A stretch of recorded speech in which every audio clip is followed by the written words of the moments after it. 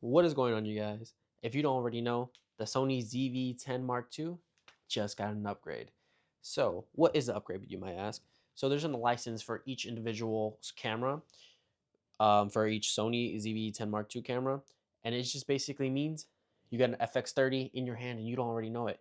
Also, the ZVE1 also got this upgrade that you're able to use 4K 120 frames per second, also in slow-mo 1080p to 240 frames per second.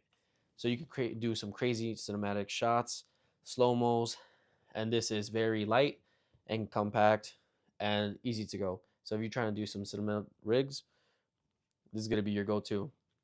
I already have done this as a cinema rig, and this used to be my primary camera, and I might actually go back to it.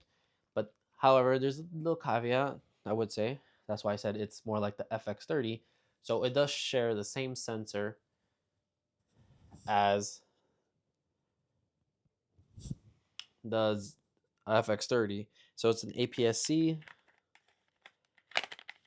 sensor. It do share the same thing, but now you can see it is 4K 120. And this is ridiculous how much quality you could get from this little little camera. And also, since I have the ZV-10 Mark II, they have the interchangeable lens, and that definitely means a lot. So you can change these lenses to do almost whatever you want. So I do have a couple lenses for an APS-C lens, because I used to use this as my starting camera. I do shoot with my A7R5 now. I shot with the A7 V.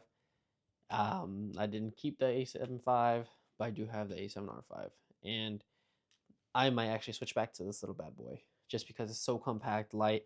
I used to do it for the gym all the time, and I like to do these little cinematic videos, and it's not bad for the price you get. It's nearly half the price of the FX30 when it first released. So I got this one, I believe, for probably $1,000 before the prices got raised, and I had the kit lens with it. I do not have the kit lens anymore. I had sold it since I did upgrade my lenses.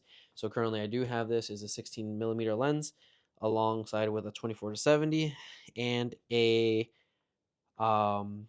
what is it, 70 to 210. So I do have some lenses that I use with this camera specifically, and just this is my go-to for my little cinema rig that I do, and that definitely means a lot of work that we could do, and I can't wait to see what other things it does on the long side. And so it does do some great performance.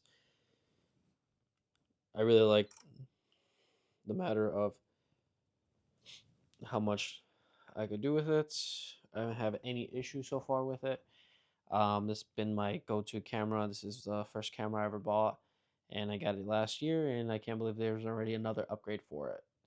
And when I heard these news that I could do more with it, it just gave me another reason to keep it even longer. And I did think about selling it, and before you sell it, this is gonna raise back up in price. So if you don't have it, get it now. Or you can just sit for the A7 V if you like that. I have the A7R5, so I think for video and photos, I'm doing pretty good and quality work. But you want something compact, I would recommend this one since it's creator friendly. I like the versatile screen.